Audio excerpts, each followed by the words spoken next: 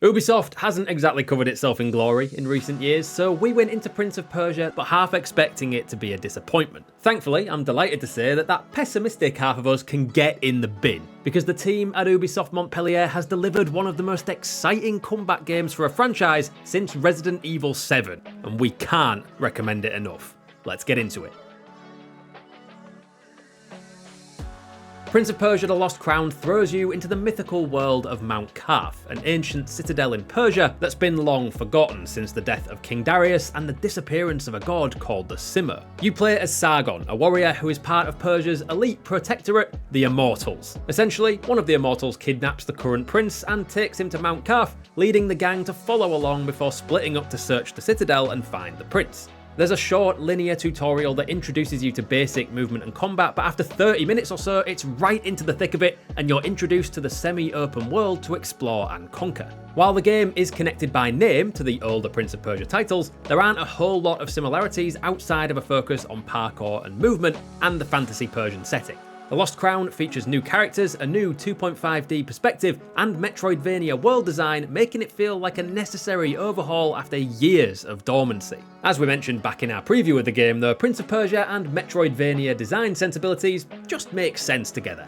And I'm more convinced of that than ever after spending 30 hours engrossed in its world and captivated by its gameplay.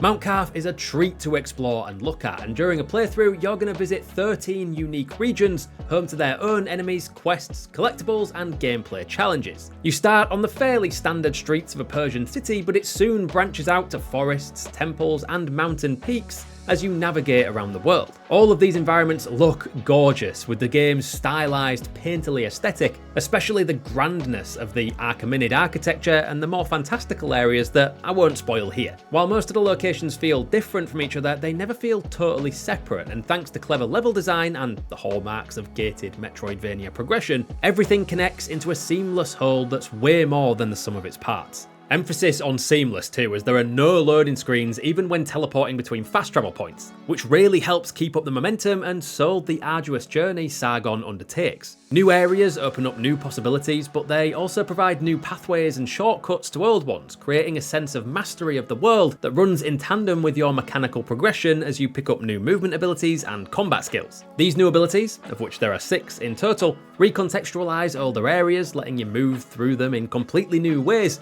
nullifying older routes as you create more efficient ones and discover new areas previously inaccessible to you. It's all fairly standard Metroidvania design, and to anyone familiar with the genre, you aren't going to be mind blown by what's on offer here, but nevertheless, a well-made game is a well-made game, and The Lost Crown managed to impress us over and over with its consistency and quality in these areas.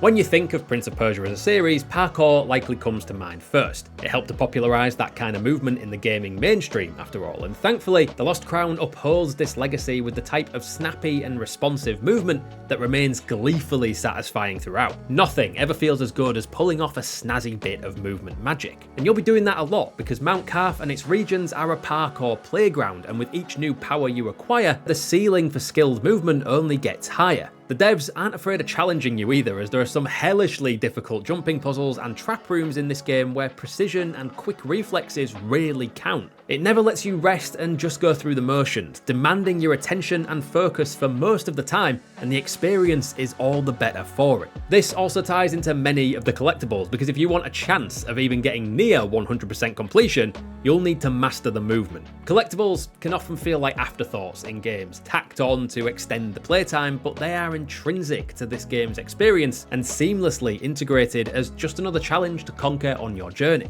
And this proclivity to challenge doesn't just stop at movement either. Combat and boss fights are even more punishing of the player, especially if they're unprepared. Early on, it can be tempting to think that spamming your standard combo will get you through the game, but many enemies require learning different tactics, as they can block attacks, counter, and some of them move just as well as Sargon can. This culminates in some exceptional boss battles, although you have to wonder if Ubisoft Montpellier is exclusively staffed with sadists. Boss fights require every tool in your playbook, with use of your unlocked abilities being requirements, due to some of the ridiculous attack patterns and moves that they can pull off. It's not all perfect, mind. There were some issues that we ran into with combat and bosses that did occasionally feel a little cheap, One relates to a specific mechanic for recovering from attacks that send you flying in a given direction, allowing you to dash out of the animation and keep yourself in the fight. It's hard to tell if this was a bug or just an ability that requires inhuman timing, but it was inconsistent basically every time we used it, which was especially annoying in a particular late game boss fight that required it to dodge a move, and was one of the few times that we genuinely felt powerless, not because we weren't good enough, but because the game felt a little bit unfair. Some boss encounters are also sullied by overdrawn cinematics for certain moves. Many of the bosses can trigger a special move that you need to dodge because getting hit by it will play a small cutscene where you take a big chunk of damage. And we can appreciate the stylistic decision to include these, but considering how hard these bosses can be, seeing some of these cutscenes over and over again got tiresome really quickly. But I guess if you get good, you'll see a lot less of them. It's tempting to say that Prince of Persia is back with the release of The Lost Crown and leave it at that, but that feels like a disservice to a game so boldly different from its predecessors because ultimately, it is much more than that. While it certainly still feels like a Prince of Persia game at its core, it stands on its own merits as a consistently brilliant and challenging Metroidvania experience, holding its own against some of the genre's very best. Here at GG Recon, we gave The Lost Crown 4.5 out of 5.